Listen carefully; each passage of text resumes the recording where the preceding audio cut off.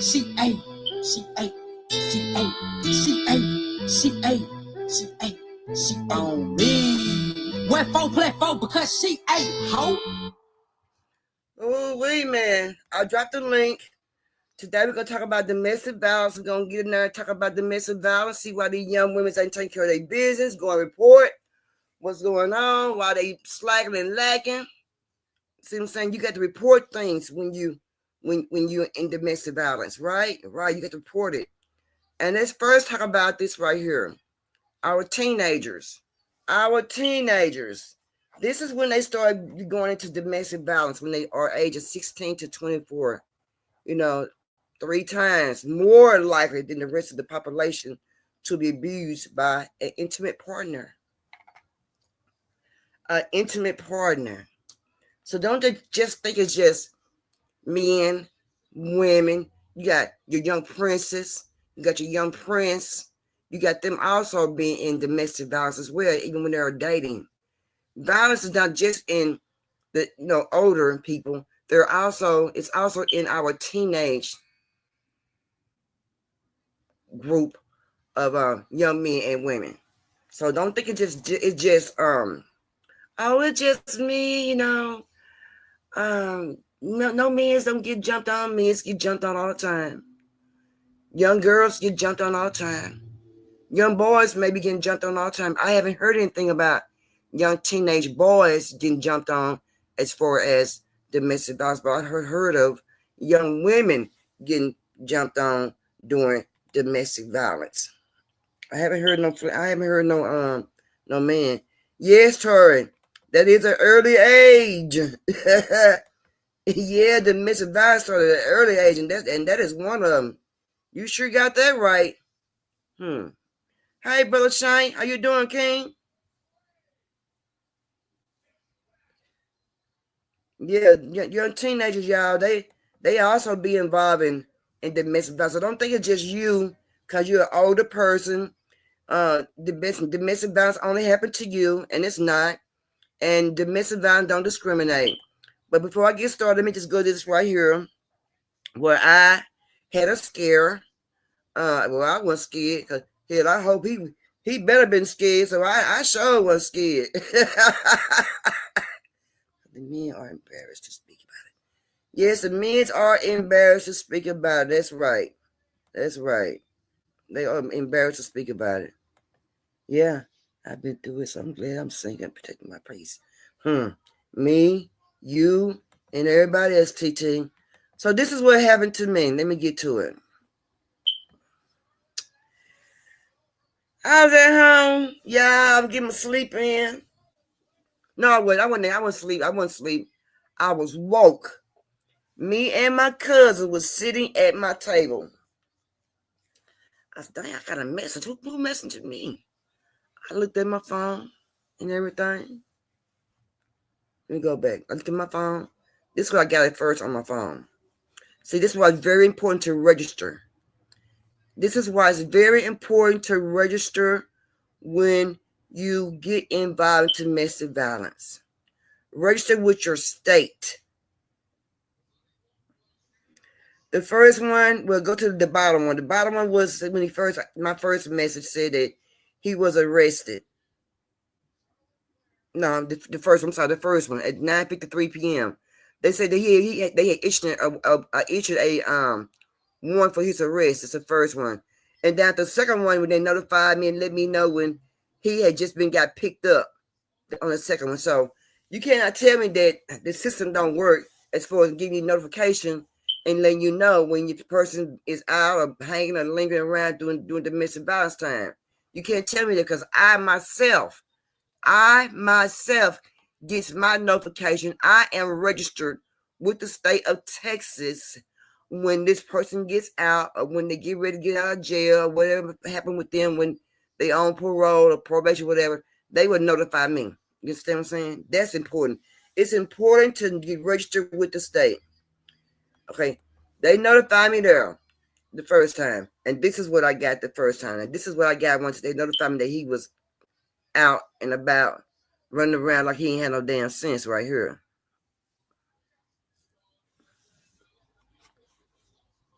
Y'all look at that. Y'all look at it, read it. I want you women's who is out here protecting these abusing men. Y'all look at that. Y'all look at that. This is to notify you that TDCJ Parole Division issued a warrant for the arrest of the offender due to alleged violation of the condition of supervision. You may contact the Houston Police Office, the Houston Parole Office in Houston. Excuse me. Okay? I've registered. They emails me. They text me. So there's no reason why y'all would say, well, I didn't know. I didn't know. No, I'm not settling for that, ladies. I'm not settling for that. I'm not. I'm really here to get on y'all because y'all not filing these charges against these men who are jumping on y'all. That's why I'm really here today.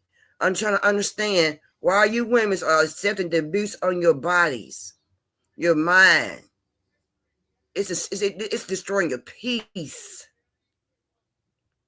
File charges, ladies. File charges.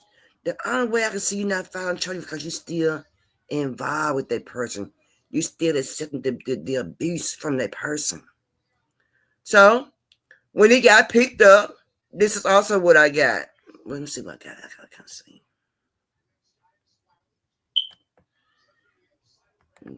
Towards to protect your peace, especially for women. That's right, Tori.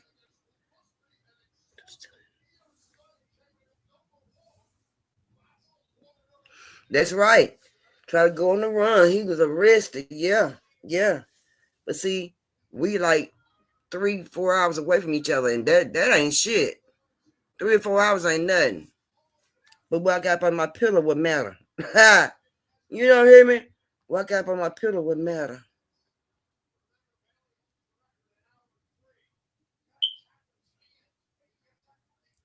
Y'all file charges on these men. Women, you men, y'all file charges on these women. They start putting their hand on you. Shit. Go file you some charges on these women. File charges on these women. Don't y'all be sitting back and letting these women abuse y'all. Now, when he got picked up, like I said, I got the last notification. And this is when they let me know they got arrested. They picked him up right here. This to notify you that this offender has been arrested on 2/1/2025.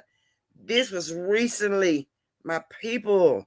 This offender is in custody due to an alleged violation of the conditions of the supervision. You may contact the Texas County Jail. He's in jail. Y'all see that? He got picked back. They picked him up. I don't know what happened or whatever. I mean, I don't know how it worked or whatever happened, but he was doing something he had no business doing. He should have been taking his business. Now, let me just update you on this. This man just got out in November, 1st of December.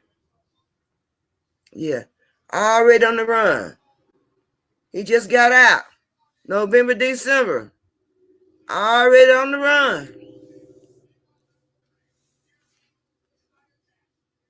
Already on the run. Y'all see the notifications I got? I got my phone notifications. And I got my email notification.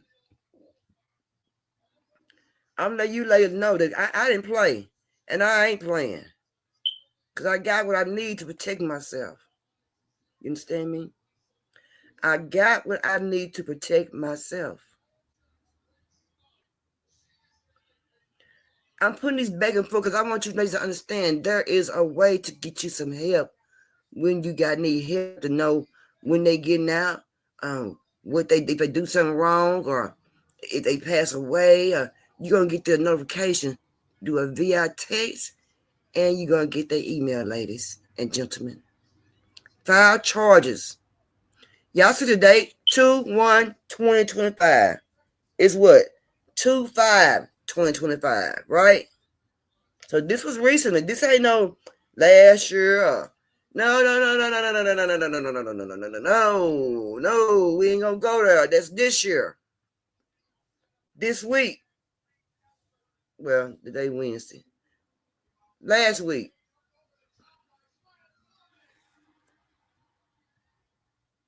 Yeah. Told my sister, called my sister, Just Me TT. I talked to her, told her about it and everything.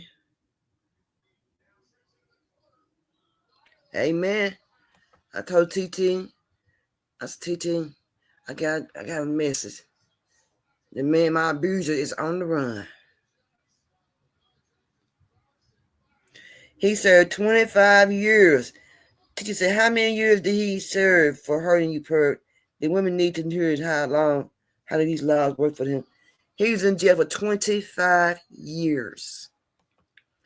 He was in jail for 25 years. 25. You know why?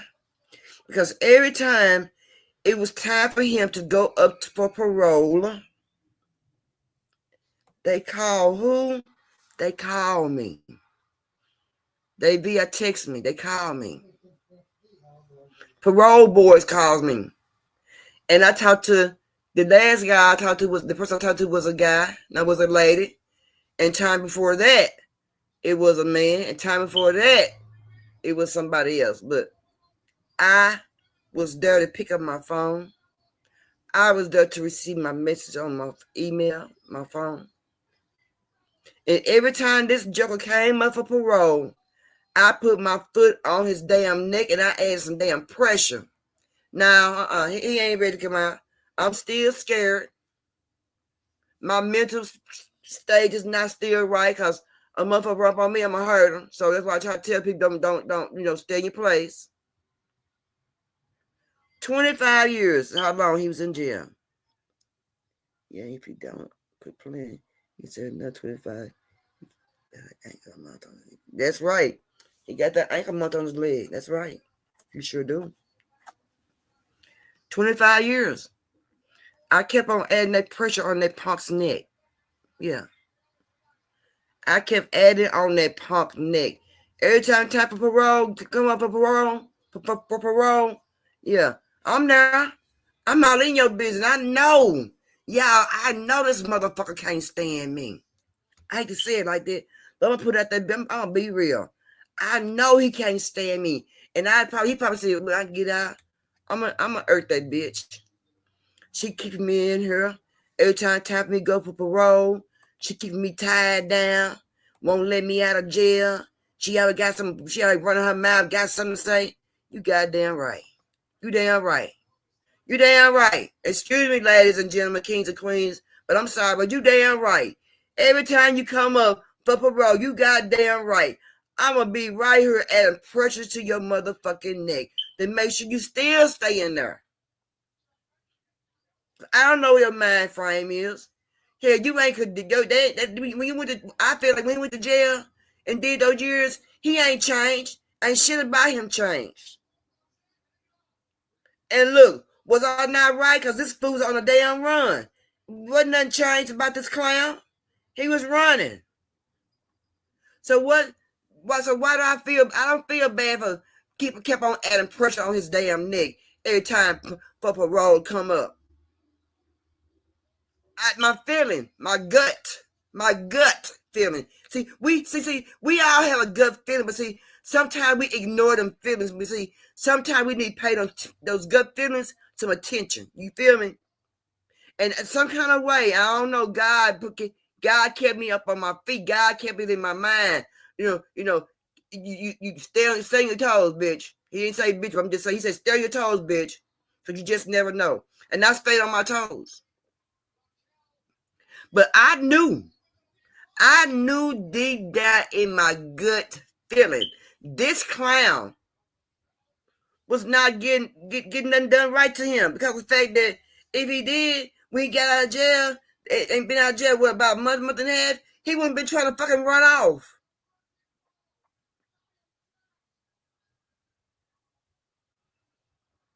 When you go to jail, when you get out on parole, the whole idea is to go in there and to get your shit together. To get your mind conditioned. When you get out, you have a whole change of frame of mind. But this clown didn't have no change of frame of mind. This clown still did what? Ran the fuck off. He was a runner. He was a track star. Just Miss Purp ain't doing that wrong. That's right. I'm not doing nothing wrong. Nothing. Because he ran off. So I feel like when I was going to the parole board class with the meeting with the people, I felt like I was doing the correct thing. And then and there's a show when he tried to run out that I was doing the right thing. I did the right thing. I didn't do nothing wrong.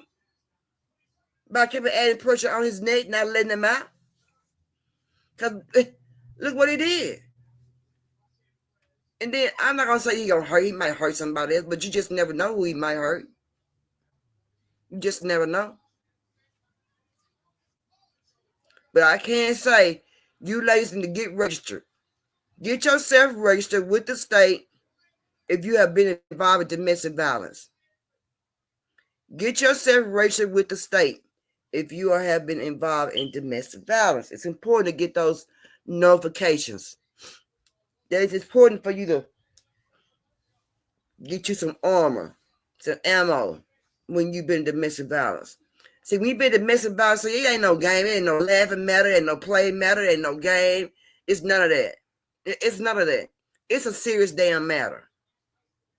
Because in the same point in time, somebody can be getting hurt with this matter when somebody wants I hear laughing and think it's cute and fun. It's not. It's not.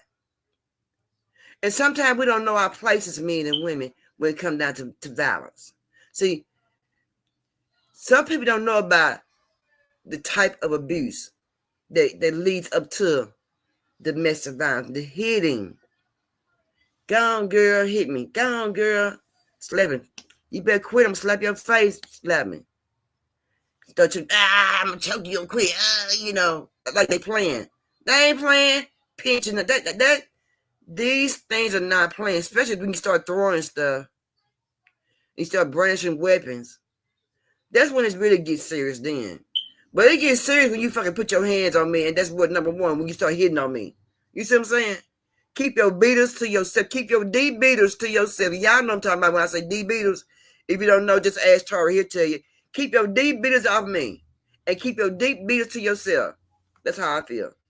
You know what I'm saying?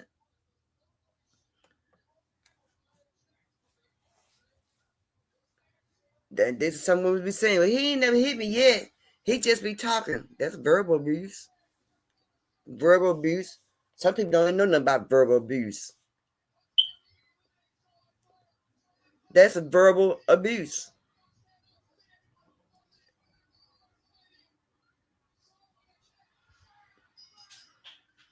But I haven't been hit. You just never know when you might get hit. Emotional abuse is domestic violence. Domestic violence is the pattern of abuse behaviors to gain power and control over another. It happens in family or in personal relationships, such as dating relationships, insignificant others, partners, spouse, parents and children, caregivers, relationships. Is domestic violence just hitting? It's not. No, domestic violence is a wide range of behaviors that can include emotional abuse. Emotional abuse can include I hit you, threats, I didn't say that, gaslighting, you look ugly, criticism, idiot, name calling, don't talk to her, so like isolation. I'm going to tell everything tell everyone you're trans, threatening to out you. The silent treatment. Yeah. All that. Yeah. All that. But everything gonna beat you so putting your damn hands on me.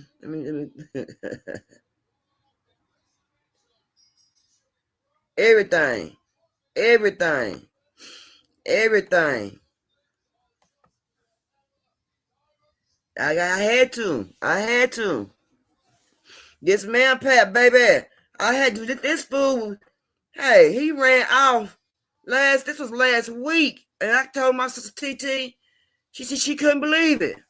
It really started with verbal abuse and make sure. Oh, You're talking bear abuse, and I make every hurtful word stick and make a motherfucker miss me when I'm gone. Amen, TT. Amen. What's up now, Saeed? Very emotional.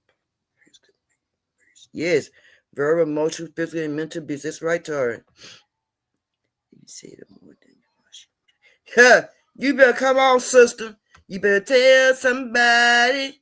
Tell somebody. Tell somebody. Because I ain't playing over here. It's serious in my house. You come up in my house and you run up on me. When Purp got her purse, just always know. Purpose, she is not alone. Yeah, she is not alone. That's right. I got that purse, just know she ain't alone. There's a very specific fear that is involved in leaving that only those of us who have gone through it understand. I endured extreme physical abuse, verbal and emotional as well. Leaving isn't something you do when you get in a fight and you go, I'm leaving, or we're done.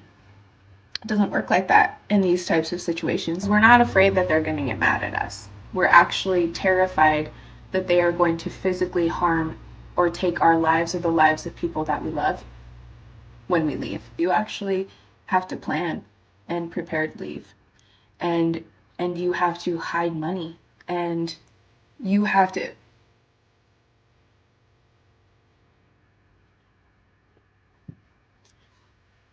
be really smart about the way you leave, because it could cost you your life or your children's lives. I get really emotional talking about this because no matter how much healing you do, no matter how much time you spend away from them, there's a very specific fear that is involved in leaving that only those of us who have gone through it understand. Once we leave, there is no going back. And many of us find ourselves on special programs to keep us hidden from them finding us.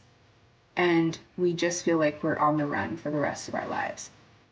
If you are one of those people in that circumstance, sign up for my text and text me so that I can let you know what I did and how I got out. And I love you.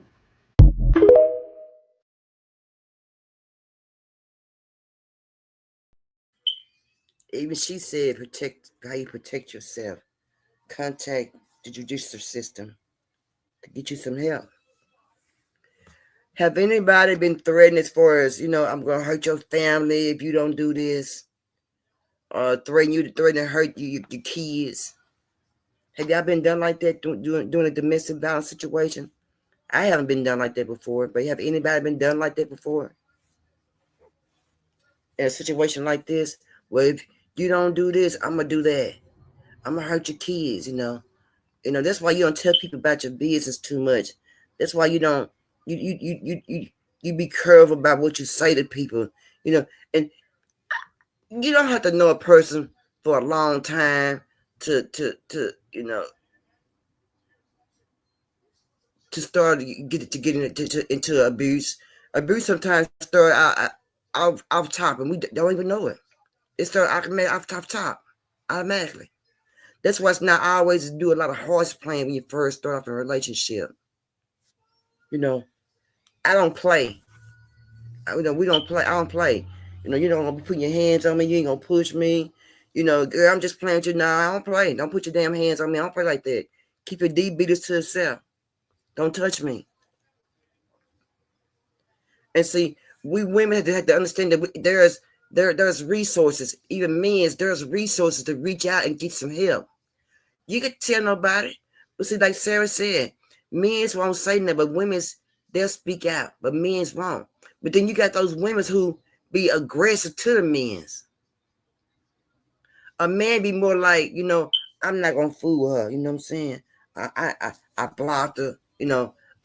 This and that. He go through all the method blocking, but he won't go through the method of calling the popos or going file no charges or getting a restraining order. Now restraining orders, I don't know. I got a question about them. Restraining orders, I don't know. But I know it's best to get one.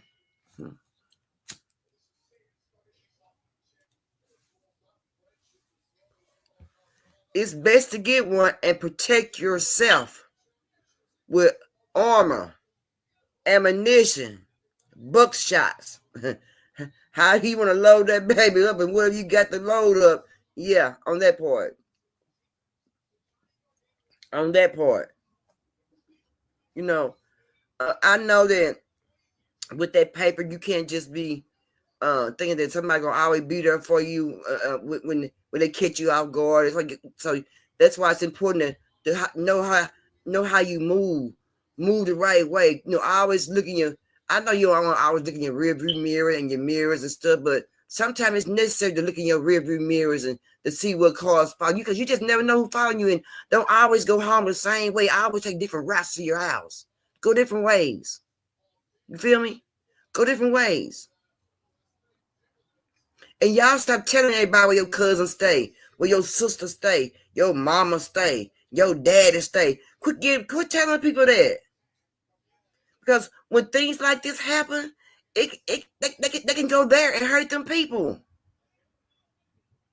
Because they're mad, angry. Y'all know how them damn mad days go. Y'all know. But here's a different mad day. This is a hurt you, bodily injury mad day. So y'all quit telling people where this stay and where that stay. Oh, she's still out for such. No, y'all don't do that. Don't do that. No. You're talking too much. Shut up. You're doing too much. Shut up. I'm serious, y'all. Stop. But you know, get the restraining order. Get the restraining order. Yes, indeed. Get the restraining order. And you got to also load your purse up, and any means by necessary, you do that. Get your purse and you load it up.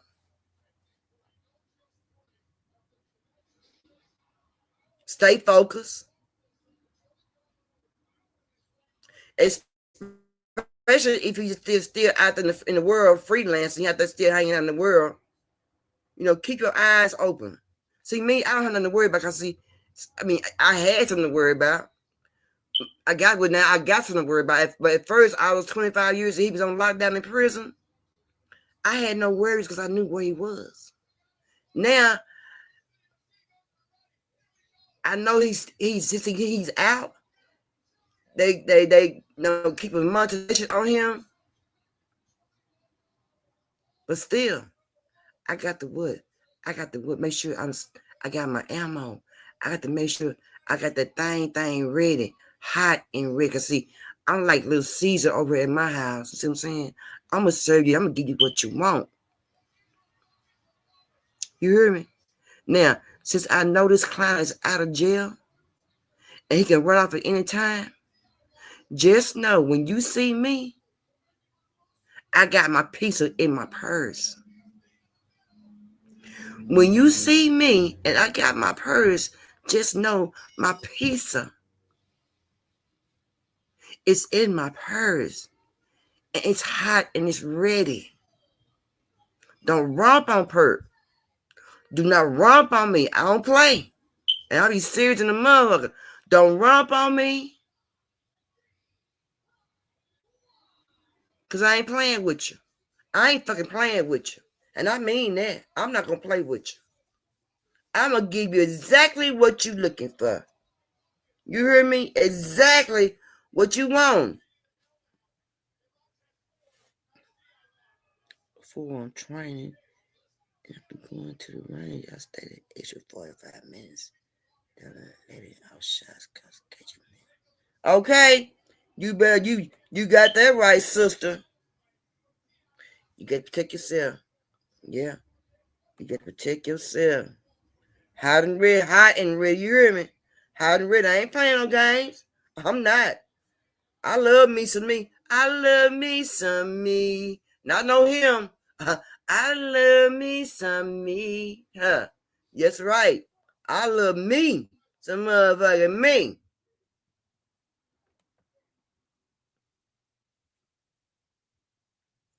let's check this out, y'all. Let me put my disclaimer up.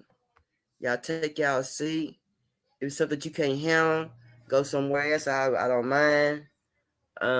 If it's something, if it's too much for you, you know, I understand. So I'm putting my disclaimer up.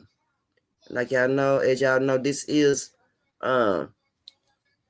educational over here for my sisters and for my young kings who are involved in crazy stuff. Yeah, so y'all get yourself together. That's right, TT. That's right, baby. That's right. I ain't playing no games up over here with that bullshit. I'm too old for that. Okay, y'all. Y'all ready? Let's go. Shots fired, Bear. Shots fired. Shots fired. Send us everything you got. First at 5 tonight, chaos erupting in a Harrisburg neighborhood. Neighbors hunkering down as deputies get into a shootout with a man. Authorities say they watched that same man shoot and kill a woman in the driveway before he started shooting at deputies. This is Love Hurts. Don't forget to like, subscribe, and hit that notification bell for future content. 43-year-old Shatara Laverta Courtney, affectionately known as Verta to family, was one of the sweetest, most pleasant people you would ever meet. Her energy was almost contagious. When she walked in the room, you would just immediately smile because that's the type of presence that she had. Verta was an ambitious, driven, and hard-working woman. She spent over 20 years of her life working in the restaurant industry, eventually working her way up from server to division manager for the Waffle House. As a division manager, she spent a lot of time at work, yet and still she managed to always make time for her 4 children. She was determined to be there for them no matter what, especially for the important things in their life. Even if she couldn't make every single event, when it came to the important stuff, she always showed up and showed out for her children. Verta had the most positive attitude. She was the type of person that saw the good in everyone, even those who didn't deserve it. She always wanted to try to make a not-so-good situation better, and that may be why she stayed in an unhealthy, abusive relationship with 47-year-old Willie Wimbley. Little is known about how the two met or how long they had been together, but it was your typical good girl meets bad boy story. Willie was the worst kind of man Verta could have ever gotten involved with. He was straight trash, the type of man that leeched on to strong, hard-working women and used them for everything he could suck out of them. All he did was take, but he never gave. He had a criminal history, and he had served time in prison after being caught in a federal drug bust operation case. I'm almost positive when he met Verta, his plan was to take advantage of her kindness. She was just such a generous, giving person. She provided him with a stable home, a family life, extra money whenever he needed it, and he never appreciated any of it. All he ever wanted to do was control her money, control her mind, control where she went and what she did. And he had no problem using physical intimidation as a means to do so. In 2022, Verta accepted a job offer, moving her from Georgia to North Carolina. And family says almost immediately after moving, she realized the huge mistake she had made in bringing him with her. The arguments were almost constant, and they continued to escalate and escalate. Eventually, Verta had enough, and she broke things off with Willie once and for all. She even took him to small claims court and sued him for $10,000 to cover the money she had borrowed him while they were together, and she won. Sources say that's when things really took a turn for the worse, eventually reaching a boiling point on January 13th of 2025.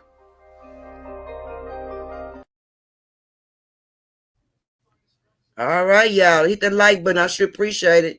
Hit that like button. Hit that like button. I'm going to the next story. Hit that like button.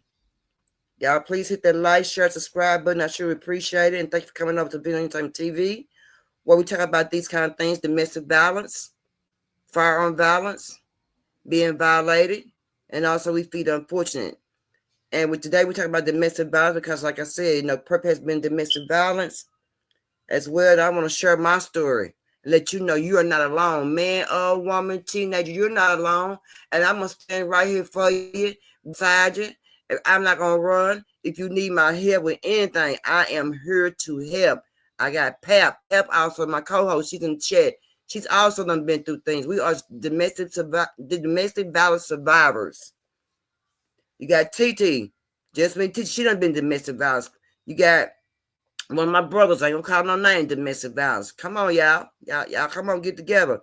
But I ain't gonna start preaching because I'm taking you down. I start running my mouth and shoot, y'all know. But let me go to the next story, y'all. Let's get it. Just after 5 p.m., Cabarrus County 911 received a call from Verda stating that she and her boyfriend had been in an argument. During the call, Verda tried to play down the incident, eventually telling the 911 operator not to send anyone, that her and her boyfriend would just talk things out. Based on police protocol, though, of course they had to respond to the call to make sure that things were okay. And when they arrived, that's when I stopped it because she said, don't come. Why would you say that? See, this is what I'm saying. I'm going to get back to the story, y'all. This is what I'm saying. You all go through this shit, but then you say, don't come. When you pick up that phone and call 911, you want somebody to come. You all want somebody to come. Y'all get my nerve, that damn shit.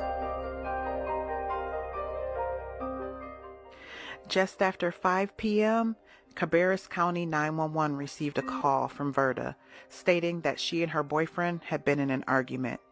During the call, Verda tried to play down the incident, eventually telling the 911 operator not to send anyone, that her and her boyfriend would just talk things out. Based on police protocol, though, of course they had to respond to the call to make sure that things were okay. And when they arrived, that's when all hell broke loose. Police say they witnessed a man shoot and kill a woman in the driveway of the home. Deputies say the man then fired multiple rounds at them. Police, of course, returned fire, and the man eventually turned his own weapon on himself and fired. The two individuals were later identified as Verda Courtney and Willie Wembley, and they were both pronounced dead at the scene. I'm Erica Bryant. We first brought you live pictures from this massive scene last night here at 6 o'clock. The shooting happened outside of a home along Hammer Mill Drive near Roberta Road. Today, Channel 9's Hannah Getz talked with neighbors who say they saw deputies with long guns right outside of their front door. This is the security video Nicholas Crawford watched from his phone as he and his wife hid in fear inside their Harrisburg home Monday evening. Then we started hearing gunfire, and once we heard gunfire, we actually got to our knees and crawled to our closet. Around 5 p.m., police say Shartera Courtney called 911.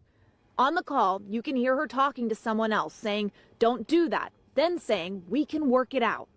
Then she told dispatchers not to send anyone before hanging up the phone. Per protocol, the Cabarrus County Sheriff's Office immediately checked on the house. When deputies arrived, they say Willie Wembley shot and killed Courtney in the driveway. Shots fired, shots fired, shots fired. He's still not combined. Wembley then shot at deputies, bullets flying into the once quiet family neighborhood, and deputies shot back. Shots fired, Cabarrus, shots fired, shots fired. Send us everything you got. This prompted a massive police response in the Providence Manor neighborhood. Cabarrus, shots are still being fired. In the home next door, Yakita Benson was making dinner for her 7 kids while her husband was on his way home from work. I'm cooking and I hear the gunshot, so it was just like, what is going on? As an Air Force veteran, she says her instincts kicked in. Like, okay, everybody get upstairs. We hid in the bathroom. There was police here in the middle of the street, and then they're like guns drawn across the street, guns drawn. Today, while holding their 8-week-old baby Yasmin, they say they feel lucky the only damage is a bullet hole in their minivan. It felt like a movie. It felt like a war zone. Yeah, it was like a war zone. The Cabarrus County Sheriff's Office says the initial investigation again shows Wembley died by suicide. The SBI is investigating, and the Sheriff's Office also says the two were believed to be in a relationship. Neighbors tell us they think that they were moving into the home you see behind me this week. They saw moving trucks coming in and out. Man, man. Now, just imagine if she never did pick that phone up to say that. They would never came until somebody called and said gunshots or whatever. But if she wouldn't have did it, ain't no telling how long she would have been inside that house alive. But I'm glad she made that phone call. I'm glad she picked that damn phone up to make that phone call. This is crazy. This is absurd. This is off the chain. And then when the popos get there, this fool, and I mean it. When I said this fool started shooting. Yeah, most definitely. Let's go to the other part, y'all. Let's carry on.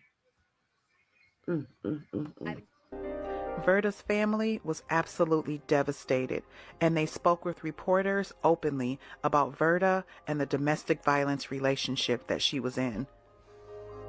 Tonight, the brother of Shatara Courtney, the woman who was shot and killed in a Harrisburg neighborhood last night, is speaking exclusively to Channel 9 about her inspiring story that led her to move to the Charlotte area and the message he now has to others in abusive relationships. First thing that comes to mind was a hard worker. He says the mother of 4 worked her way up from manager of a Georgia Waffle House to a regional manager position she took about a year ago. And that afforded her to go to Charlotte, North Carolina. But Darius told me as Shatara thrived in her professional life, she was also the victim of domestic violence at home. I believe she knew on the inside she needed to get away because that's what she was doing. And I believe that's what brought the murder of my sister. This was a guy that set me down after the first incident to tell me how much he loved my sister because he knew I wasn't going for it. But Darius says Wembley only got worse over the years. I'm angry. And I'm sad. Her brother believes Shatara was trying to get out of the relationship. This incident happened at the house that she was going to move into. So ain't no telling how he got there, if she invited him or he followed her. She was trying to get away from this man. And he, being the coward that he is, couldn't help it. He couldn't take that. As loved ones try to process this tragedy, Darius says it isn't enough to just be a listening ear for domestic violence victims. Try to figure out a way to be more proactive, to be more involved, to be more present so things won't escalate like they have with my sister. My heart truly goes out to Verda's family, friends, and loved ones, especially her 4 children. She did not deserve to die this way.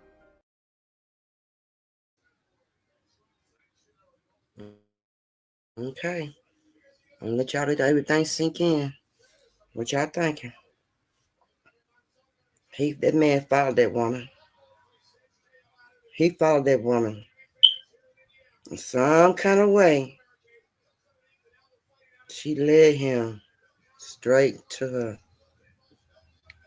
Yeah. He followed that woman. So, my survivors down there below, what y'all thinking? Sometimes when you get in a relationship, you can't tell a person all your business, all your damn business. I'm going to put it like that, all your business. You can't tell a person all your business. Men and women, wake up. You can't tell a person all your business.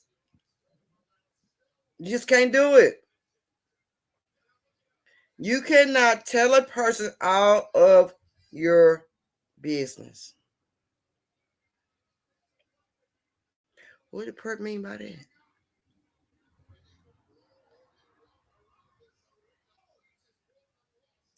Well, I'm moving over such. I want to look at the house such. No, you don't tell no anybody. You might tell your close family members, your children, your homegirls, your homeboys. But these are things you don't tell a stranger. Because for him to know where she was going, he was what? Stalking her. He was stalking her. Yes. Y'all, please donate to Being on Entertainment TV. I sure would appreciate it.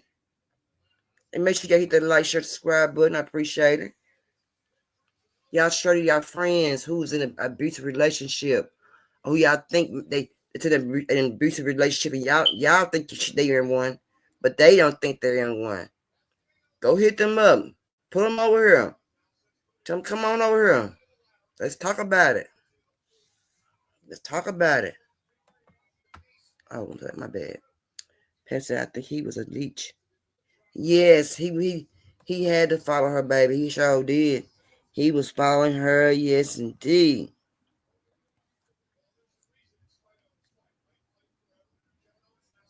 That's right, TT. The red flags. Don't cause oh, he got some good this and this and that. He got no, cause he got a good this and that. He got to. That's why he got to pull them silly women's in. Who want to rush into a relationship? Y'all don't be rushing to a relationship. Take your time. Get into a relationship, please. But I'm mad at her because she said don't come. But then I'm happy for her because she picked that phone up and they came. But I'm upset because she didn't get out the relationship faster than what she did. She worked her way up to be where she at the top part of the Waffle House where she was working. She worked hard to get there to the top. Her brother loved her.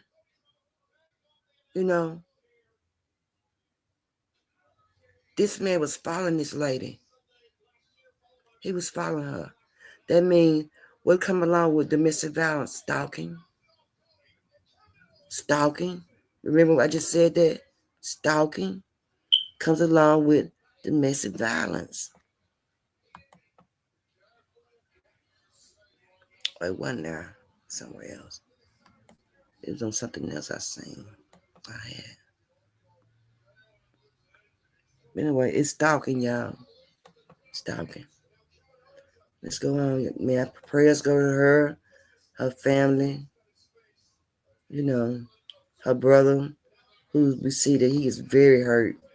Like, there's mess everywhere. So if he comes home right now and I don't have this cleaned up, he's gonna freak out at me. And I just don't know what to do. I'm completely fucking losing it. Oh. My cousin messaged me. She's gonna call me in I don't know how long. I think she said 20 minutes ago or something. So I'm probably go outside so I can talk to her because I'm afraid to talk to anybody in here in case he comes home. The thing that made me crack was the neighbors going in and out of the door. And I kept thinking, my heart just kept jumping a beat. Getting out of here and leaving, it terrifies me on a level I can't even explain to you because I know that it's going to set him off so bad. And there's this part of me that's just it's just so much easier to just stay and pretend and all that kind of thing. Fight, flight, hypervigilant, anxious to actually get out of here because I'm scared about what's going to happen next.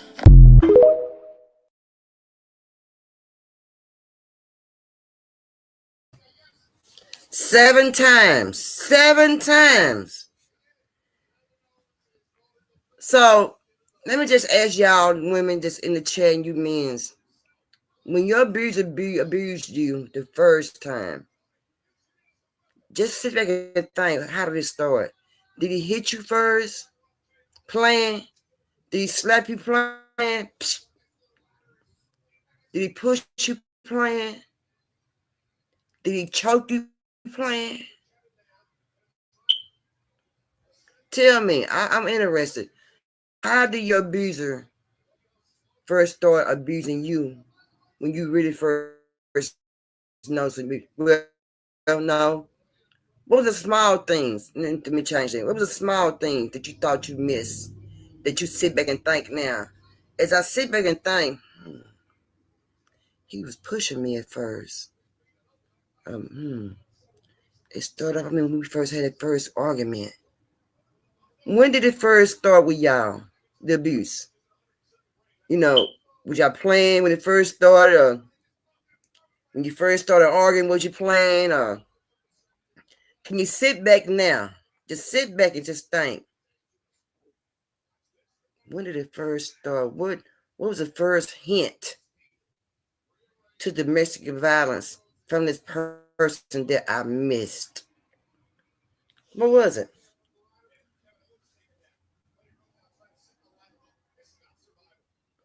What was it? What was it? I want to know. My first thing was arguing. My first thing was arguing. Arguing with a person.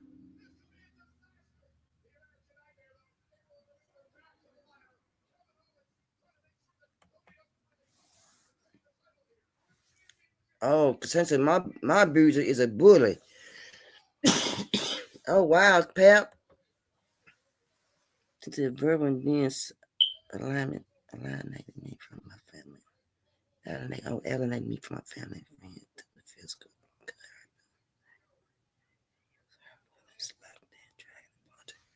Oh hell no.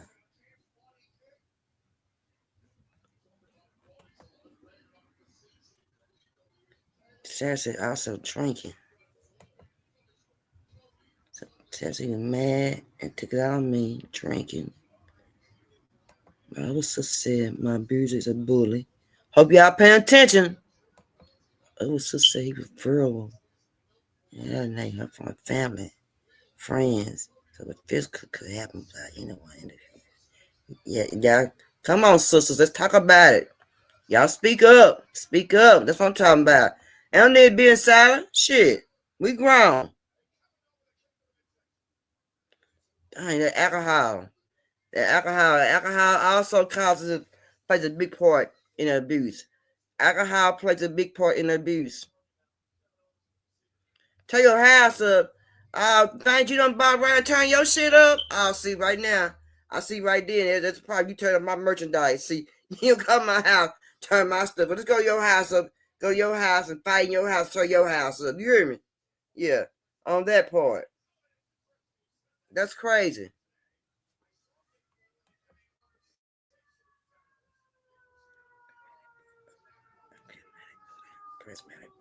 Oh, wow. Yeah, see, ain't nobody alone up here. We all in this together. We are all in this together, baby. You hear me? Ain't nobody here alone. No. We are not alone. We in this together, each and every one of us. All of us. All of us. New Rochelle woman who stabbed.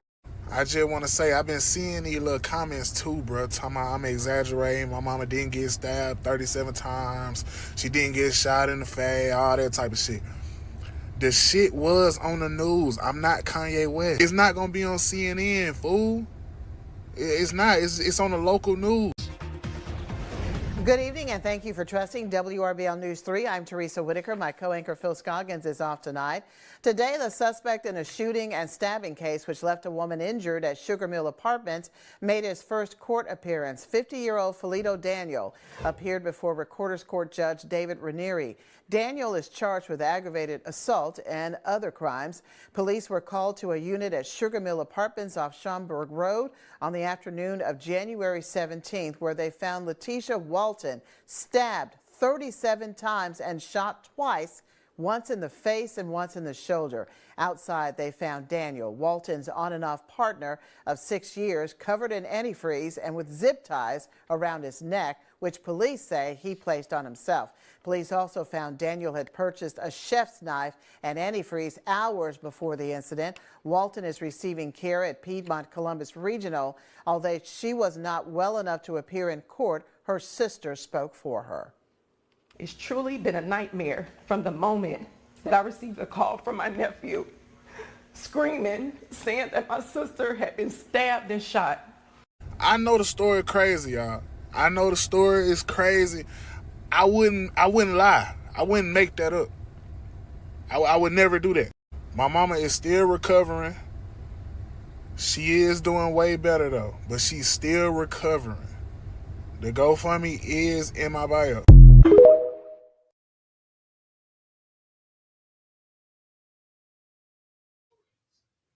But at least he didn't take her life.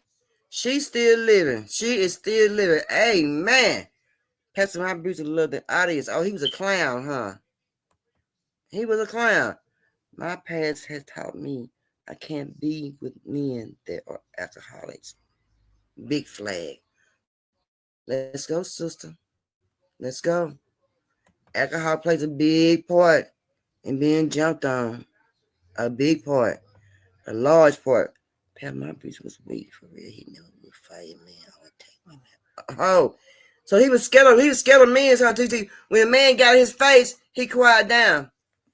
He said, wait, what? Yeah, you heard it. Yeah, you heard it. Yeah.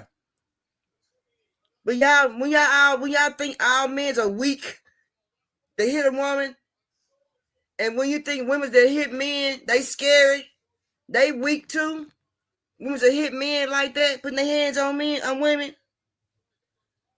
My girl said, yep. A big clown. Most definitely a big clown. Big clown.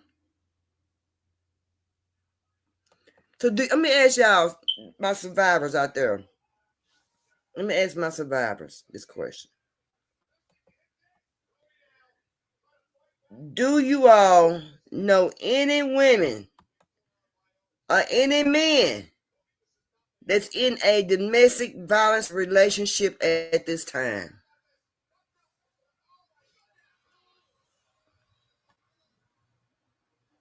Do y'all have friends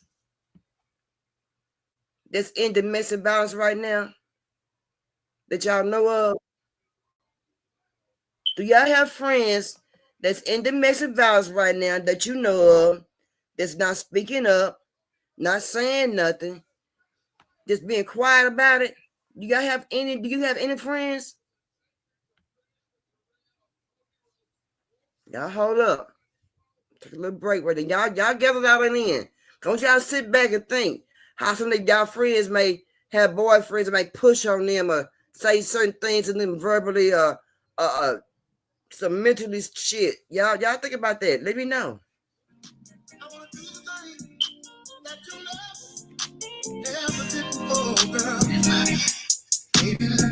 That nigga want it, and I got it, so I flown it. I make a nigga beg for it before he jump up on it. And I'ma need some head before I let him rub up on it. I got a pretty kid, got him talking to the yoni. That's what he said. We in the bed. Let me lift you down like you love you should. Oh, baby. Oh, baby. I wanna make you. I'm freaky, and he begging me to eat it. Better have that super head if he really wanna keep me. Hey, I'm cheeky, ass fat, pussy leaky. Hey, Pap, what you doing? Pap. Oh, hey, friend. I thought maybe you ran off. How you doing today? I'm doing all right. Doing all right. We here. We blessed because we here.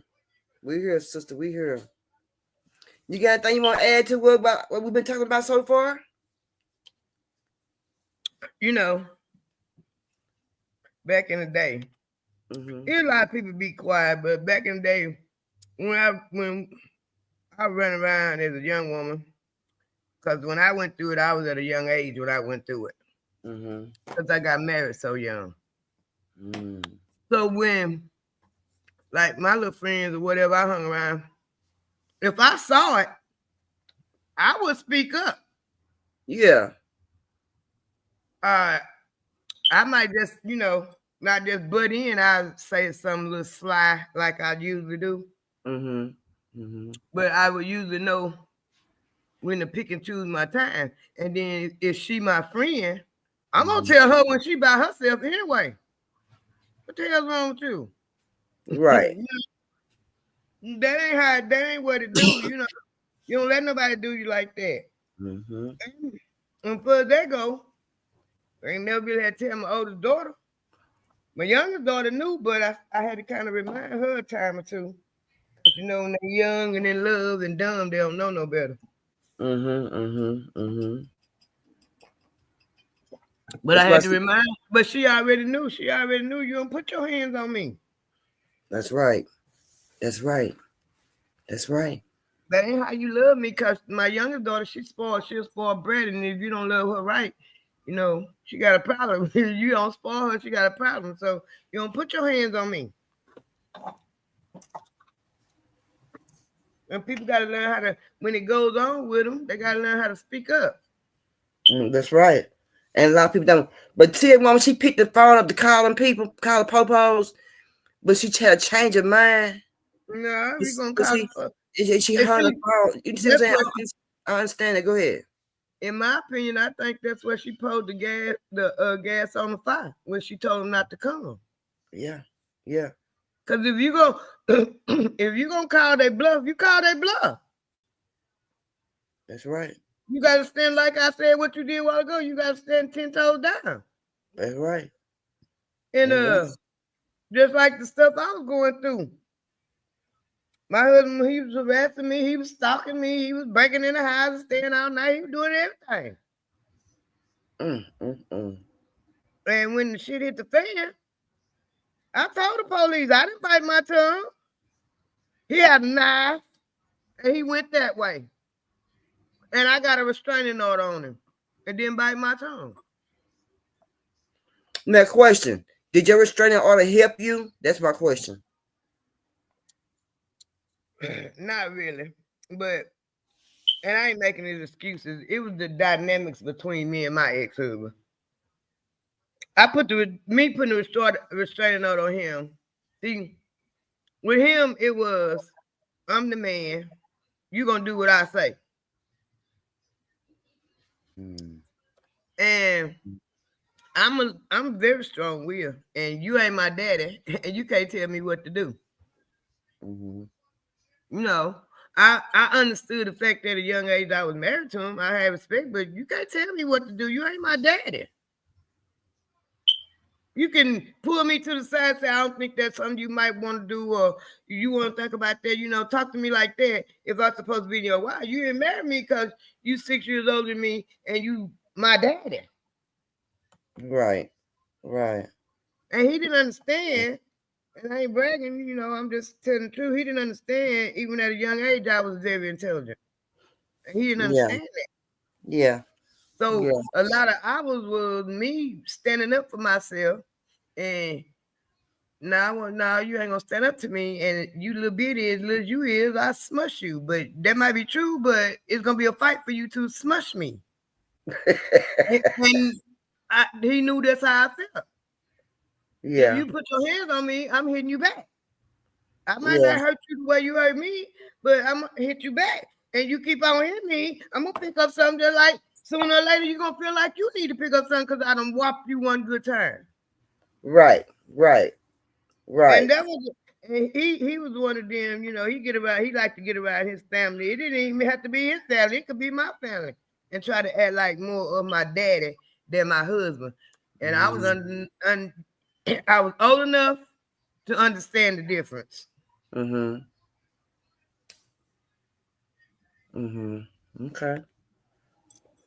Y'all, let's check out this video right here, y'all. Hold on. New Rochelle woman who stabbed and killed her boyfriend. She's the first in Westchester to have her prison sentence reduced under a state law that emphasizes the trauma victims of domestic violence suffer. CBS 2's Tony Aiello has details and reaction. It happened in this New Rochelle multifamily almost 6 years ago. Jonitha Alston fatally stabbed her boyfriend, Dennis Graham. Prosecutors learned Graham was controlling and physically abusive, so the murder charge was reduced to manslaughter, and Alston accepted a 12-year sentence. Now, she will leave prison 5 years early after a resentencing under New York's Domestic Violence Survivors Justice Act. When someone has experienced significant domestic violence, that trauma has a significant effect on their decision making, on the course of their lives. Advocate Ross Kramer says the law was passed in 2019 and is being widely used just now, post-pandemic. The law specifically allows us now to have motions to reduce a sentence that has already been established. Westchester DA Mimi Roca agreed to support the sentence reduction after an outside expert more fully examined the history of domestic abuse that preceded Alston killing her boyfriend. It contributed significantly to the commission of the crime. That's one of the sort of key parts of the law, and why, you know, this isn't just a haphazard, you really need specific findings about that. So this is an opportunity for those people to get back into court, those survivors, and have a court take a second look with a modern understanding of domestic violence, and hopefully adjust their sentences to be more compassionate and more appropriate given the full holistic view of the person. DA Roca expects more people in prison will apply for reduced sentences under this law. She says each application will be carefully reviewed to ensure domestic violence truly played a role influencing the crime. In White Plains, Tony.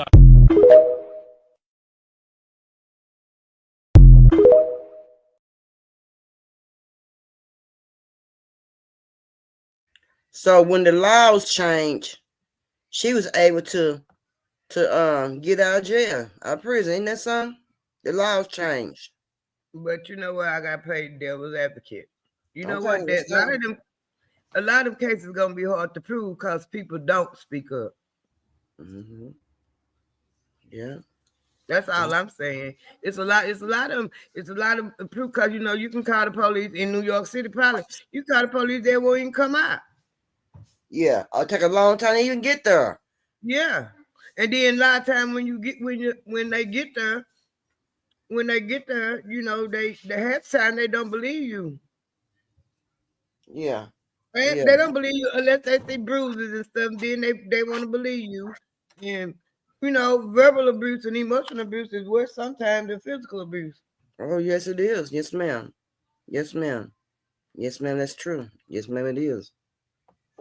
That's the word I was looking for a while ago. My ex-husband was controlling,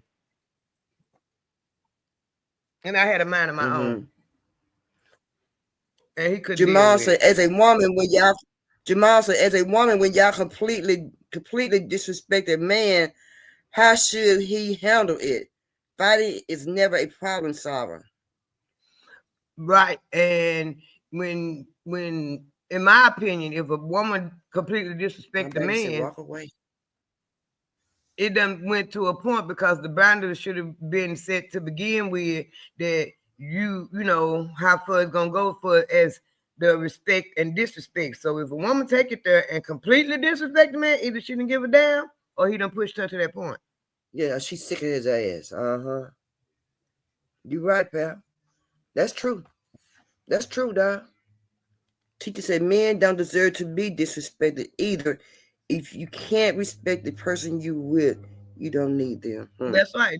That's what I'm saying. Because for the boundaries, you should know. you should know. How far the respect go. He respected you. You respected him. Y'all know the level. Even after a month or so, you're gonna know the level of respect. You still might be feeling your way. Right. But if a woman just completely disrespect the man, she either don't give a damn about him or he done pushed her to that point. Yeah, she done got sick of his ass. Or he done got sick of her. You know what I mean? It's one or two, huh? Mm-hmm. And then first of all, that's what I had to learn in my second marriage. Mm-hmm. You got to communicate with your partner to find out, or whoever, exactly their level of respect. You understand what I'm saying? What they will allow and what they won't allow. Yeah, that's right. What they go for, what they won't go. You sure got that right, sister. Huh? You got that right. Let's check this video out, y'all. Check it out. Oh my God, he's gonna kill me. I thought he was gonna kill me. 100%, I thought he was gonna kill me.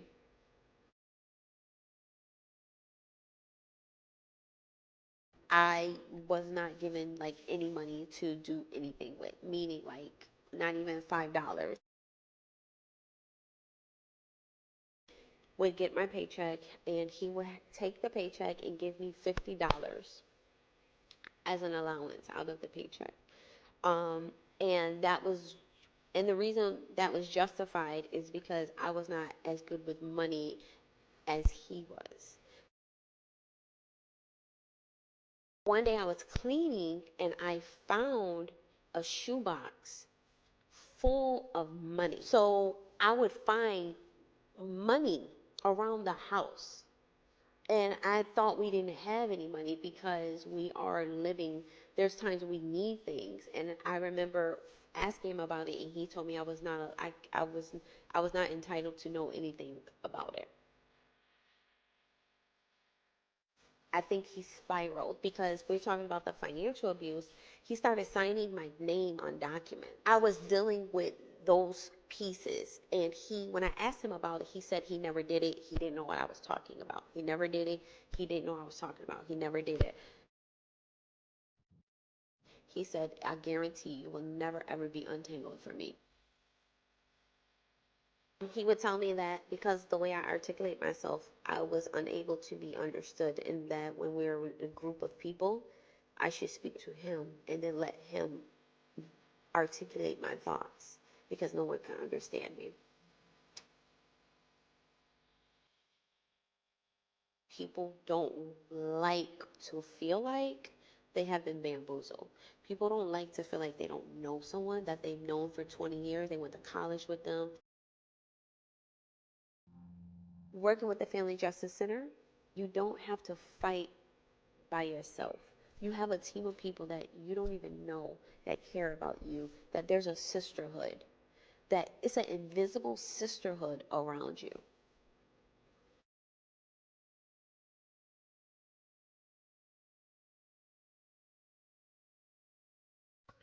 He was taking her whole check, y'all. All of her money. I mean, every penny.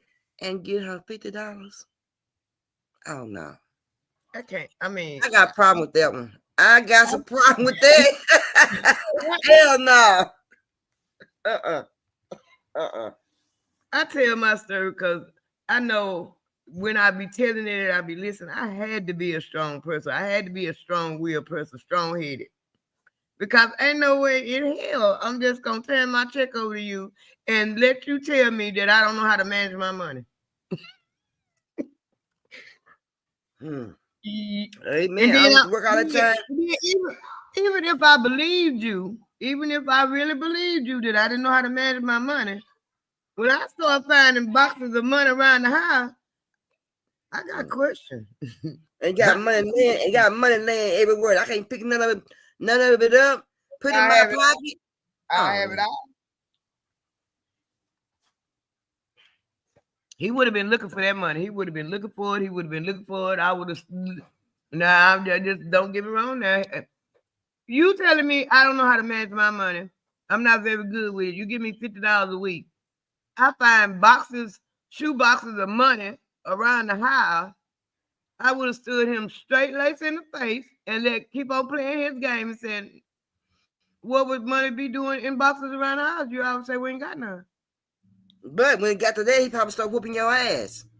Oh, it would have been a fight. It would have been a fight. You know, then started getting physical. Then that's when it's gonna start getting physical. Gonna start putting hands on you then, because he ain't gonna like what you being said. See, that's what I'm talking about. Well, I'm just not, because if you come to me and you ask me, you know you put the money there and then the money gone. So I'm the only other culprit in the house or whoever live in the house. And you come to me and you ask me about it and knowing I ain't supposed to know nothing about it, well, I still don't know nothing and I got it all. TT said giving the sound treatment. TT said giving the sound treatment is a form of abuse to they say, but for me, if I'm silent, that means you done lost me.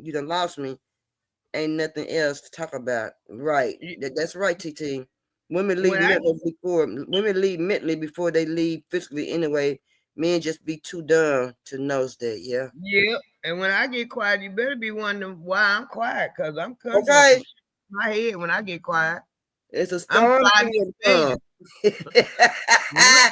The storm finna come. Yep. I feel the same way.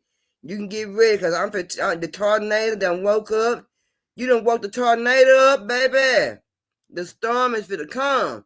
I'm like you. I think I would take all that money, like you said, and I would got me an account, or took it somewhere else. You see what I'm saying, or something. But I think I would play dumb too.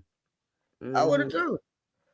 At the same time, I would wouldn't got me a restraining order on his ass too, because I already been knowing it's gonna be a I would problem. have took all that money and got me a spot, and he know nothing about. Yeah. And you on a clown. Yeah. Okay.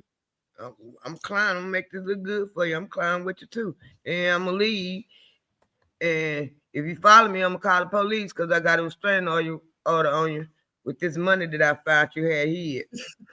Jamal said, "I'm outnumbered. I'm on mute." You outnumbered. You ain't outnumbered, baby. No, you ain't outnumbered. Get off of mute.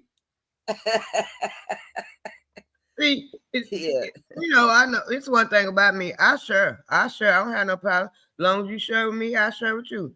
When you go to being stingy with me, I'm gonna be stingy with you. That's one understanding me and my husband got. Yo, if you go out and make the money, that's your money. I'm not gonna question you. Long as you I got a roof on my head and I got lights, water, and gas and food. You know, as long as you do the essentials, I don't got no problem with what you do with the rest of the money. But when you go to start being stingy with it, then I got a problem. Because anytime I got money, I'm not stingy with you. I share with you. Right. And I know he do little stuff here and there, you know, that he do little surprise little stuff there, but sometimes I be wanting to put that money in my hand and you know that.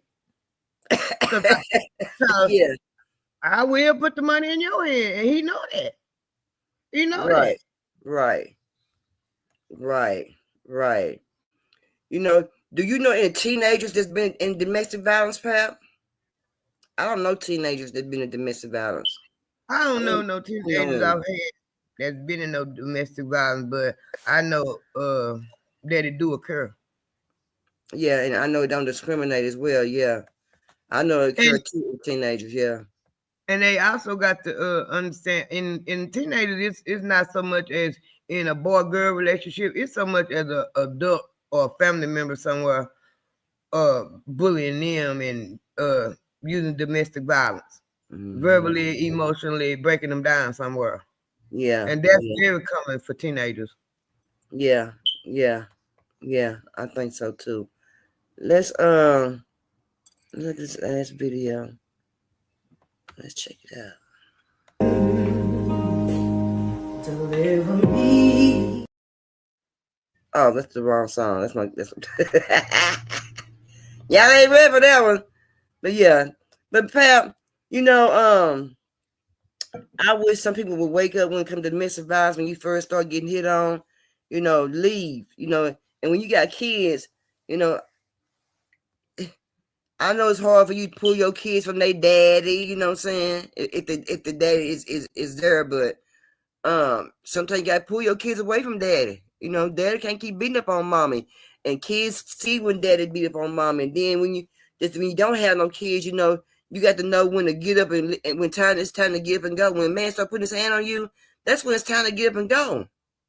And not only that, getting your face all in your face talking that shit, it's time to go. Not only that, the way the world is now, all this baby mama and baby daddy drama. You see a lot more men jumping up and down about it and serious about it than you do women. Most time when you see women jumping up and down about daddy girlfriend, they just being stupid. But a lot of times, if they ain't get over hood feathers and they into their kids and they take care of their kids, they gonna jump up and down about daddy girlfriend because they protecting their kids. I done been in that situation. Cause you know I'm gonna give daddy girlfriend the benefit of the doubt. I don't care. But if my child come back here, I expect for you to be able to handle your house. But if my child come back here and tell me something done went wrong that I feel like shouldn't have went on, like the girlfriend putting her hands on her. If I say I don't want your girlfriend coming my daughter her, you go find somebody else to come my daughter her, or some stuff like that. Then I got a problem. Because you don't want everybody hand in your baby head, boys or girls. You don't want everybody hands in your baby head. You don't know what kind of evil spirits and thoughts they got around them. Mm-hmm. You're right. You're right. Well, y'all, we had to get this out the way because it's been very much needed, you know. And, you know, of course, our challenge consists on domestic violence and lifting other women up, to lift them up as well. That part, Pam, definitely went through that. Titi said she went through that, Pam. She said she definitely went through that. Mm-hmm. A lot of real mamas go through that, and then the kids be getting upset because they don't really understand. But if 9 times out of 10, if it was toxic between you, your mama and your daddy, it's toxic between him and the girlfriend. Mm-hmm. Mm-hmm. And then they got to look at that over there because he ain't changed. Or not only that, it's baby mamas too. Yeah. Yeah. Yeah. Yeah. But y'all, that concludes our part of domestic violence. So I want to talk about this right quick before we get up out of here. So, Pap, do you know it's been 1, 2, 3, 4 airplanes that went down so far within this week? Yeah, I knew at least 3 of them. I know. You had the Medical Jet in Northeast Philly.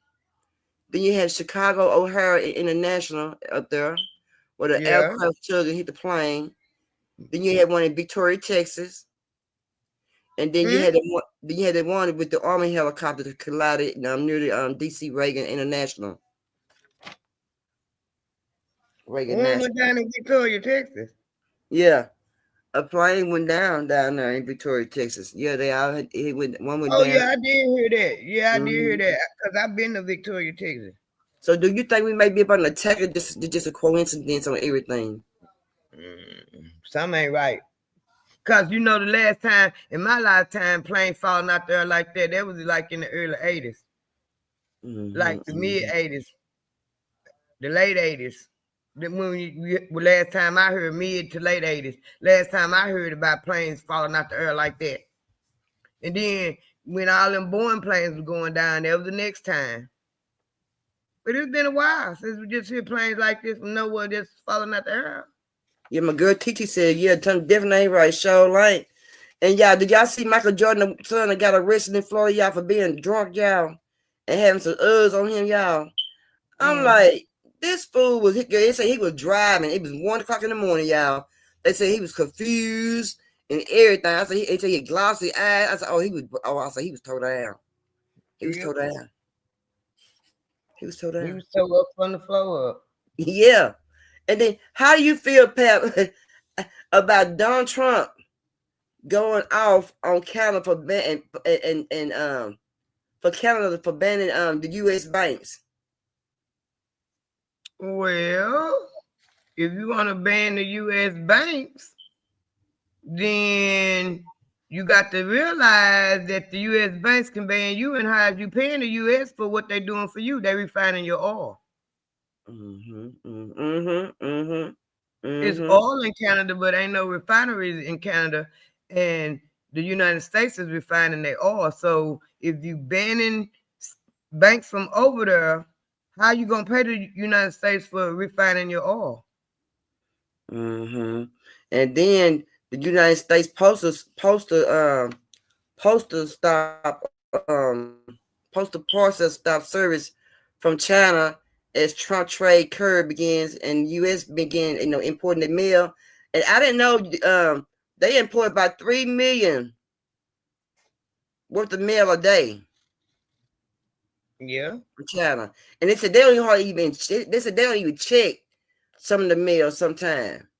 And now they get concerned about some of the mail, and they can get concerned about the fentanyl being sent through the mail. Y'all just took all that time to know all that. That's what I try when I say about watching the stream media, watching the regular media, ABC, NBC, CBS, MES, MSNBC, CNN, all them, because they're going to flip it and it's all coming out. They're going to flip it the way they want to. You got to pay attention to what's going on. Trump knew exactly what he was doing. He wasn't sending them immigrants back to Mexico, mass deportation. That's part of it, but he had another agenda. That's why he sent the army down there, because it's all coming out. America is selling the guns to the cartels. They've been trying to tell it for years. The They did cartel say it. sending the dope up through here too. China done finagle their way with them stupid Democrats for years. Cause all China was in all them Democrats' pocket to come over here because they didn't have sense enough to see what they were doing. Okay, if y'all say we've been fighting, we've been in this war with China, in this Cold War with China, so to speak. That wasn't making sense to me. Why y'all got so many dealings with China? Why is y'all trying to China police force in New York? Why is China coming over here buying up all this land? If we supposed, why are we importing all this stuff from China? If we supposed to be, that's supposed to be one of our biggest enemies and could take over. Y'all let them over here to do that. And now people, you just got to pay attention. Look. Listen to Donald Trump. Listen to him talk. Yeah. Because he's telling everything. And people ain't paying attention. They're mad about it. You got the Democrats out there protesting because Elon Musk up there. The only smart thing, in my opinion, Elon Musk did was point out the fact of all the money that's being wasted of the American people tax money. And then when you just say about the oil, so the Colombian president ordered the national oil company to cancel the U.S. venture over environment concern of barrels of oil per day. But now, since Trump started doing all that with the migrants, now it's started becoming a bigger problem. They'll start, like you said, stuff that start coming out. They start speaking up. So I'm like, barrels of oil per day. See, so now it's a problem with the venture, environmental. They don't tell. They tell you what they want you to think. They tell you what they want you to know. They don't tell everything. Why do we need anybody oil? We got oil over here. I don't understand that. Oil everywhere over here. Kilgore, Texas, got the richest mile in America. Yep, it's all down. It's all down there in going toward El Dorado because my mom them got oil. Well, my uncle now. He got pumps down there, pumping down there, going toward El Dorado down in through Mount Holly and all that down through there. It's all in Louisiana. It's all everywhere in America. We don't need nobody else's oil. We don't need nobody else's. I'm down there in Domino down there, show down. It's all everywhere in America. Now, Trump wants to take over the Gaza Strip. I don't know why he won't leave them people alone. I wish he'd just leave everybody alone. Cause he know what's behind that. If he take it over, Israel can't get it. That's the whole fight. They trying to take it over. That's what they've been fighting over. Do the history. I remember watching a documentary with them talk about the Gaza Strip and I think it's Bethlehem. One of them right off in there. And I stopped and was listening. They've been fighting over it. And the fight started when they made Israel an independent country in the 70s, and the United States had their hand in making Israel an independent country. And I think whenever it was 70s or something, it might have been a little further back, but I think it was the 70s. But do you know now? It was in the 40s. In the 40s. Do you know now the Canadian authorities are removing all American liquor brand from the stores as they prepare for retaliation? So all the liquor that was coming from the American put over there in Canada and all that, they don't want it no more. Okay. Who they hurting? Who they hurting? They hurt nobody. Yeah, them rich white men that own them liquor companies. Who they hurting? That's what's making the money off of it. Now I got a question there. Now I ain't dumb, but see, I don't understand what this means. I mean, I understand, but I'm trying to figure out. Now, what's public housing, y'all? What's public housing? Is that the projects, y'all? I'm not for sure. Is it projects, Section 8? What is public housing? Public housing is Section 8.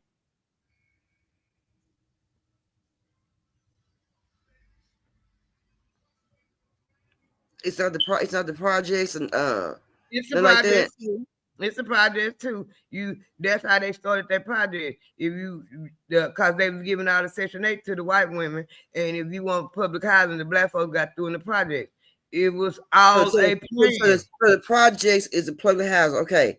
So Trump just signed an executive order that people who are on public housing got 2 years starting 2026 to get you a job. They'll That's be it. That's with the public housing. program. Section 8. Section 8 Huh? public housing. Section 8 is public housing too. I'm telling you. I thought now you sure now I thought public housing was the projects now, good. You ain't listening to me. The Section 8 is public housing also. Because in public housing, you pay a certain portion of rent, right or wrong. Right. You don't live there for free. You pay a certain portion for the living in public housing. And the public housing, when they started building the projects, it was a project to see how the black folks would act in close proximity to each other. They did a rat experiment. I got you. So, and they told us, and they built it for the public. That's where the public housing come in at. And at that time, they was giving all the Section 8 for the houses and stuff to the white women. That's the reason why niggas always on the waiting list for Section 8 3 and 4 years before it come up. Because you got to go over there to public housing in them projects. Okay, Titi said that program was never meant for a person to stay on forever. Just give you a chance to get on your feet. Yeah. And what they did was went in there and bribed them. Your rent ain't gonna be but $25. We're gonna give you all this food stamp. I'm gonna give you all this welfare. Don't let that nigga come over here and stay and make sure he ain't got nowhere to stay, so he'll be in the street committing crime and we can lock him up. So it's go do research. I ain't just talking. Well, Trump gonna shut it down in 2026. You got 2 years. Starting 2026 to be on there. Then after that, you gotta find you somewhere else. You gotta get you a job to pay for that. But see, if that's the case, now here I go. Now, if you got 2 years to be on public housing, my thing is, but see, that may be one of the reasons why that Trump is sending all the illegal immigrants back. It may be part of it. They got part of doing because they was getting out. They was getting most of it. They was getting it all because the Democrats were giving it to them. That's part of the reason. That's part of the reason. Yeah. 2, because he watches this most on social media. How these young girls talking about these food stamps and this and that ain't taking their ass to work and this and that. That's a part of it. He ain't blind. But and his people that work for him and with him, they ain't blind either. Go ahead, Pat. My bad. They crying about he didn't cut all that off and put the stipulations on it, all this and all that. Why you weren't crying in 1993 when Bill Clinton did it? Because he did it then. He sure did. TT said that's only not fair for the elderly and disabled. It might not be included for the elderly and disabled. It might not be included for them. It might be included for them able-bodied people that can go to work and end up having them babies get their welfare, food stamps, and child support. And brag about it. Bill Clinton did it in 1993 too. Oh, he did? He sure did. Oh, that's when everybody had to get going on work programs and stuff. That's right. You couldn't get welfare for 2 years then. Excuse me. I remember that. You sure did. And he was a Democrat president.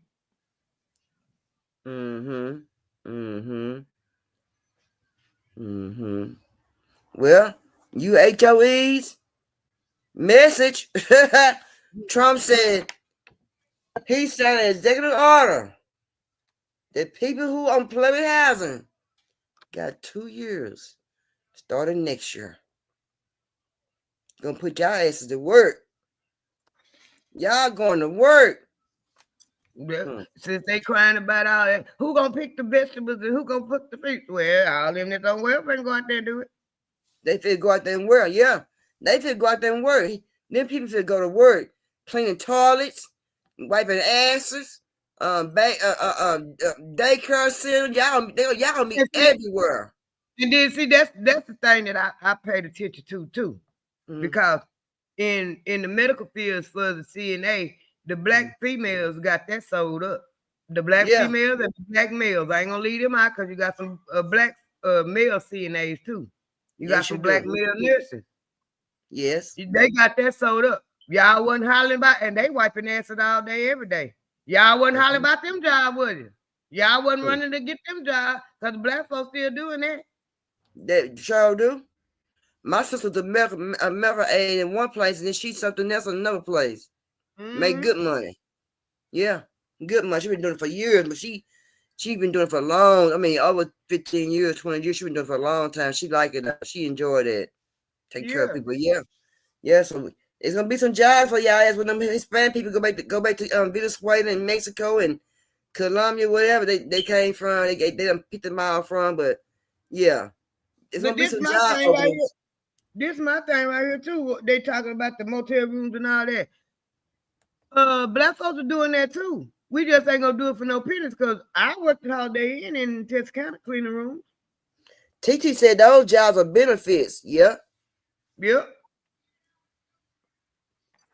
And I ain't gonna cry too much about them getting up out of here. Number one, they're illegal. Number two, y'all had my little old business, my profession sold up. Maybe a little bit more doors will open up for me now. Maybe I can come work for you part time. Maybe you I get real busy. You start getting a lot of customers then. Shit. Maybe I can get some of them contracts that y'all that's actually for me because I am a woman and my business is woman owned. And not y'all putting y'all wife up there saying she woman owned because she can read English and she ain't, and y'all getting all the contracts and ain't nobody saying nothing. Yeah, some of them over here can't speak English, can't speak no English, don't even understand. I'm like, what the hell? But I'm here to say something. That's the reason why I've been jumping up and down, and because I know I got to put my face out there. I know I got to put my face out there, but I ain't no people person. Right. And I'm going down there. All these woman-owned jobs. Is that many women-owned landscaping business in Arlington? You think I'm going right down there to the Chamber of Commerce? I'm going right down there to City Hall, to the procurement office. Is that many women own landscaping business? I don't see no whole bunch of them around here. All I see is men. Think I ain't gonna do it? And then it won't be so much Medicaid and Medicare. Medicaid for kids because there be benefits on the jobs and stuff, and be taking out your check and stuff. You know what I'm saying? And if you own public housing, you be paying a lot more of your rent. You know somebody girl, but it's a good thing, I guess. It's a good thing. TT said those jobs are beneficial because empathy field position gives you a greater quality of life. Elderly residents who are sick become family when you work with them. Right. Mm-hmm. They show. I used to work at a nursing home in housekeeping, and I worked in the laundry. Mm-hmm. I worked at two of them in Tyler. I worked at housekeeping in one and the laundry in the other. Yeah. And them people, you be surprised. You might find your best friend up in that nursing home. There's some good people up in there, yeah. Mm-hmm. But see, I don't like to work at nursing homes like stuff like that because my feelings, my fit girl, I'll be sick. And when I pass away, I couldn't get right. So now it'll fuck me up. So now it'll mess me up. It'll mess old Purple up. No God. What perhaps you? Huh? That's what I said. I could never just really go into the medical field because all the babies and stuff up there, I would just be up there crying. They had to tell me leave the hospital. But as far as cleaning up and being around them, because I worked at housekeeping when I worked at Watley, being around them, it ain't as bad, Yeah. I still couldn't do it, girl. Ooh, I'll be broke down. It'll mess with me. It'll mess with my sleep. It just mess with me, period. I have to give me some help. When I worked with the disabled people, I was in heaven because most of them was young adults. It was on my age there, to be honest. But I was in heaven working with them people because I didn't treat them, and I didn't like to see nobody treat them like they was retarded, dumb, stupid, or whatever. I didn't like that, and I treated them like they was everyday people.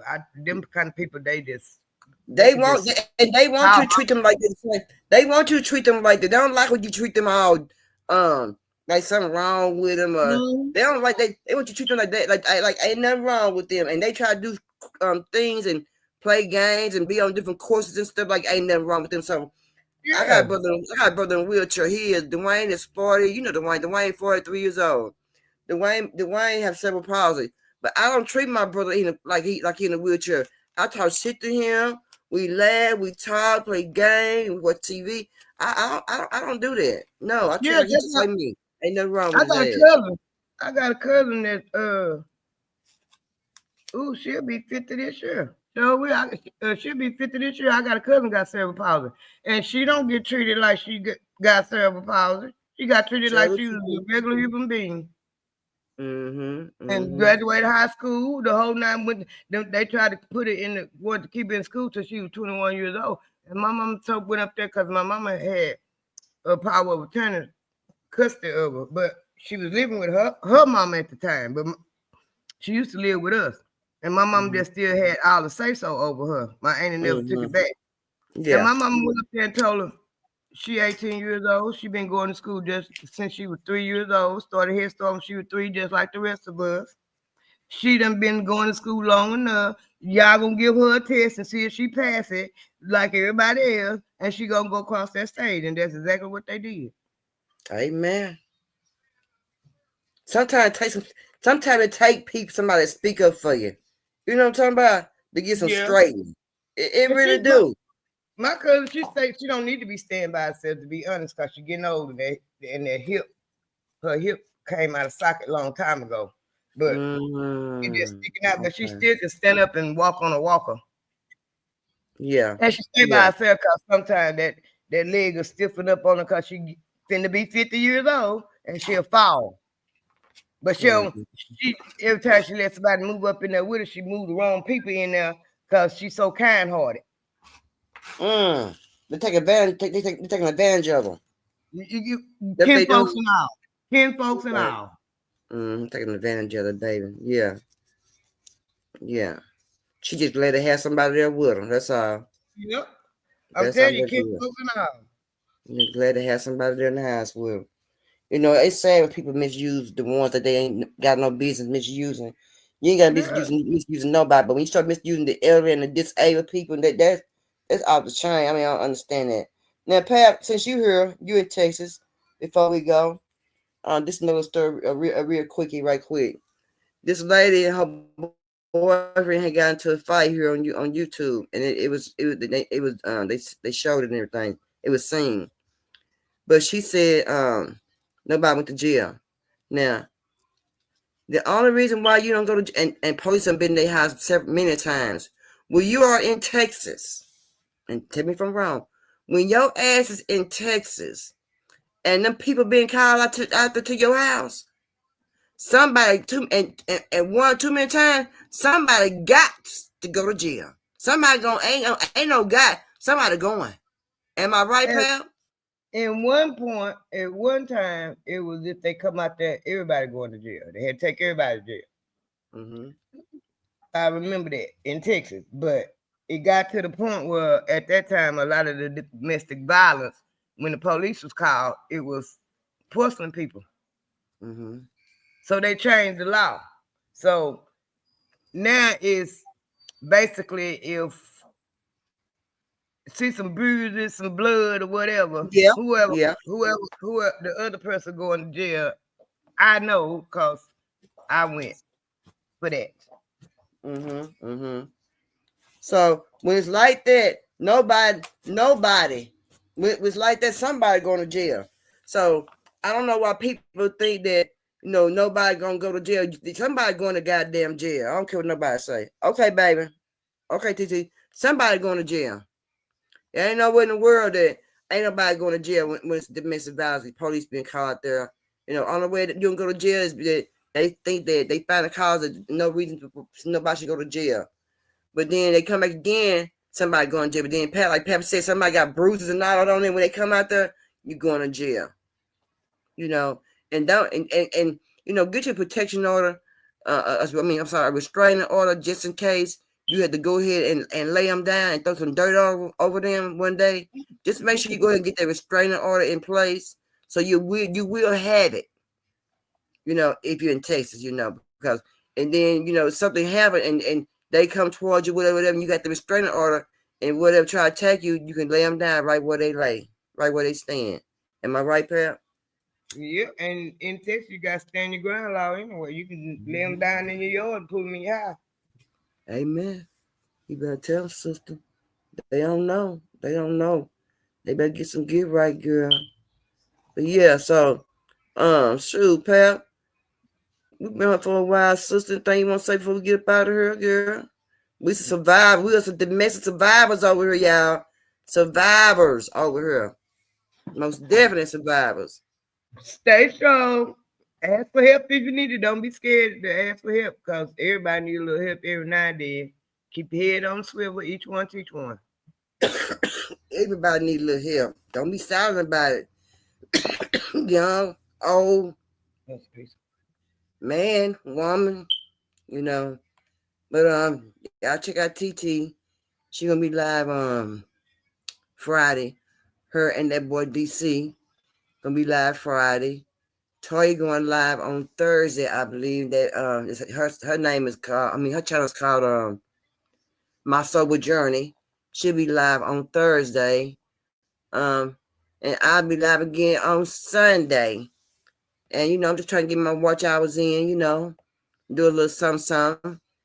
Trying to get my channel monetized so I can get my people some beans and rice and water. And we're gonna be going out pretty soon, Pep. Probably sometime in maybe around about March or probably around about April. Probably gonna get out and about.